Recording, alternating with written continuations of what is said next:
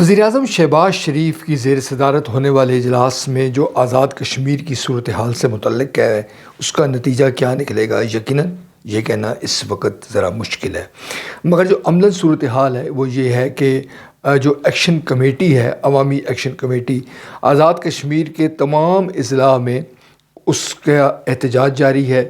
وہ ایک net work کی شکل اختیار کر گئی ہے اور جو مطالبات ہیں وہ بڑی حد تک جائز دکھائی دیتے ہیں۔ معاملے کی سنگینی کا اندازہ یوں لگایا جا سکتا ہے کہ گزشتہ سال مئی میں یہ احتجاج کا سلسلہ شروع ہوا تھا۔ ابتدائی طور پر اس کو پونچھ ایکشن کمیٹی کا نام دیا گیا اور اس کا مطالبہ تھا کہ گندم میں سبسڈی دی جائے۔ بجلی کی جو قیمتیں بعد میں جو بڑھ گئیں اس کے بعد یہ احتجاج شدت اختیار کر گیا۔ اب یہ 9 نکات ہیں جو حکومت کے سامنے پیش کیے گئے ہیں۔ جب ان احتجاجی لوگوں سے بات کی جائے تو وہ یہ کہتے ہیں کہ حکومت نے یہ کہا تھا، حکومت نے تحریری طور پر ہم سے معاہدہ کیا مگر اس کے بعد اس معاہدے پر عمل درآمد نہیں کیا گیا۔ اب ان کے پاس سوائے احتجاج کے کوئی چیز باقی نہیں رہ گئی۔ معاملہ ناظرین احتجاج کا نہیں ہے، جیسے کہ آپ جانتے ہیں کہ پرتشدد احتجاج کا ہے۔ ایک سب انسپکٹر شہید ہو گئے ہیں، پولیس کے کئی اہلکار زخمی ہیں، اسی طرح جو مظاہرین ہیں ان کی جو فوٹیجز سامنے آ رہی ہیں وہ بھی زخمی ہیں۔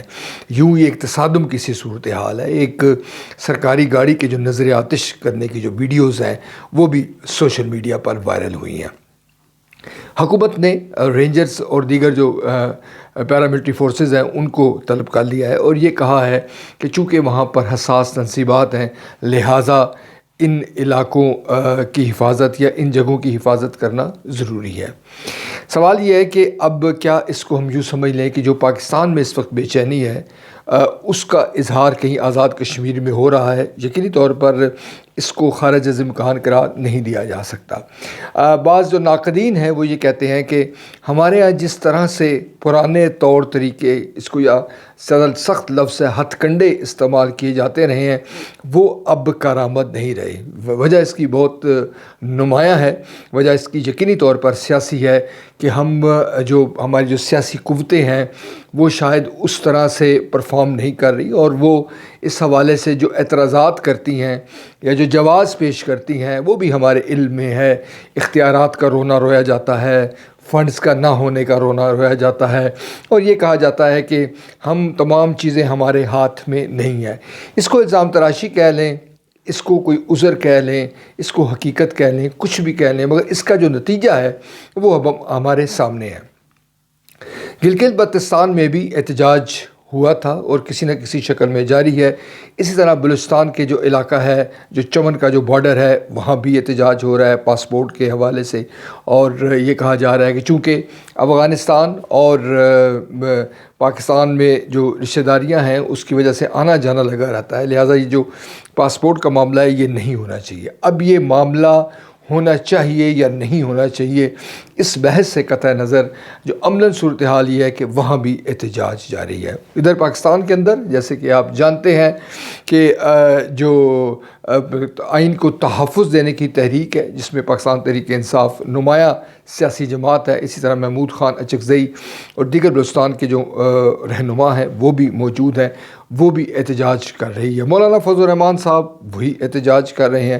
یوں ہمارے ہاں جو سیاسی عدم استحکام ہے وہ یقینی طور پر نمایاں ہے۔ اب اس سیاسی عدم استحکام کے جو مضمرات ہیں وہ بھی آپ اب دیکھ سکتے ہیں، محسوس کر سکتے ہیں، بلکہ بین الاقوامی سطح پر محسوس کر سکتے ہیں۔ جیسے کہ IMF نے حال ہی میں کہا ہے کہ جو سیاسی عدم استحکام ہے وہ الیکشن کے باوجود دور نہیں ہوا۔ جو سعودی ولی عہد تھے محمد بن سلمان، ان کا پاکستان کا جو دورہ ہے وہ بھی ملتوی ہو گیا، اور یہ بھی خبریں ہیں کہ ان کے دورے کی ملتوی ہونے کی وجہ بھی جو موجودہ جو سیاسی صورتحال ہے، جو معاشی عدم استحکام ہے یہ ہے۔ اگر ہمارے ملک کے اندر سے لوگ سرمایہ کاری نہیں کریں گے تو بیرون ملک سے سرمایہ کار کس طرح سے آئیں گے؟ یہ ایک بڑا سوال ہے جو ہمیں بطور قوم اس کا جواب تلاش کرنا چاہیے۔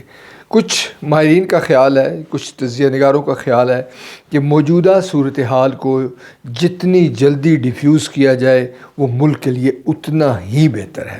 یعنی کہ جو تمام سٹیک ہولڈرز ہیں، جس میں یقیناً پی ٹی آئی ہے، حکومت ہے، اسٹیبلشمنٹ ہے، یہ تمام جو ہماری جو سیاسی قوتیں ہیں، یہ ایک جگہ پہ بیٹھ جائیں اور مسائل کا حل کریں۔ الیکشن میں اگر دھاندلی ہوئی ہے کہیں، اس کی تحقیقات کی جائیں۔ اگر یہ معاملات کو حل نہیں کیا جائے گا تو یقیناً جس طرح ہم اس پلیٹ فارم میں بارہا ذکر کرتے چلے آ رہے ہیں کہ یہ معاملہ بڑھے گا اور اس معاملے کا جو حجم ہے وہ بڑھے گا اگر ہم نے ہوش کے ناخن نہ لیے۔ کچھ ہفتے جو آئندہ چند ہفتے ہیں، جو سپریم کورٹ میں بھی یہاں مقدمات کی سماعت ہونے جا رہی ہے، وہ بھی اہم ہے، اور اس حوالے سے امید ہی کی جا سکتی ہے کہ ہمارے یہاں جو حالات ہیں وہ بہتری کی جانب راغب ہوں، اور ہمارے جو ذمہ داران ہیں وہ اس ضمن میں ہوش مندی، حقیقت پسندی سے کام لیتے ہوئے ان مسائل کو حل کریں۔